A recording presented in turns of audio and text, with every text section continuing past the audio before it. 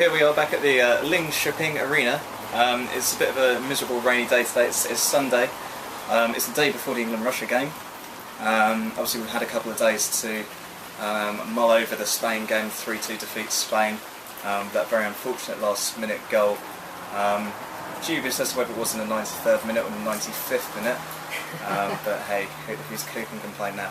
But just a couple of questions, I guess. With regards to the Russia game, what do you think England needs to do to be able to turn around that performance and get a win against Russia?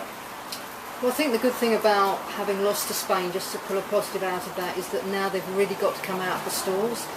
One thing I noticed in the Spain game, and I don't know if this was down to people returning from injuries more recently and therefore just, conserving energy a bit, match fitness, but they were very slow to shut Spain down. They gave them too much respect and room at times. There wasn't enough biting at the ankles to dispossess them. And of course to do that over 90 minutes requires energy and stamina. And I think one thing that they need to do that will give them immediate lift and an immediate energy to their game is to really start to close down, come out of the stalls quickly.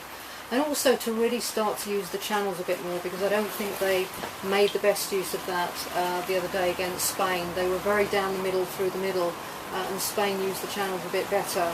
So I think if they can improve on those two areas, it's just going to give them both an energy and also a width to their game that hopefully will be enough to see them over the line against Russia. Sure, I mean I agree with the width as well with yourself, and I'll say hopefully England can improve upon that ready for the Russia game as well. But who was the player that caught your eye against Spain? That's a great question, because I think it was very, very hard to pick one player. I think for me the player that stands out for me is Jill Scott. And the reason why I say that is that midfield is quite a key area where the game can either be gripped or lost. Yeah. And what I notice about Jill Scott is she's not scared to get into a tackle. She's not scared to really close down and let the opponent know she's there. And there were times when I think later in the second half where she went more up front to try and give England something extra. And just out of nothing situations, sometimes she won them a corner. I believe that led to the goal. But she made her presence felt in midfield in an otherwise sort of muted performance by some players, but she still stood out for me. No, I completely agree. I think she did have a relatively good game, and I agree with the fact that she's certainly one of the most combative midfield players that England have at the moment, and her ability to get involved, win the ball, had a few key moments there which was all down to her really. Yeah. And there's that brilliant little move she did in the corner flag as well, where she managed to win that corner. Absolutely. Great little turn, and pressured the Spanish defender into giving it away, yeah. Which is what we need to see more of. Yeah, absolutely.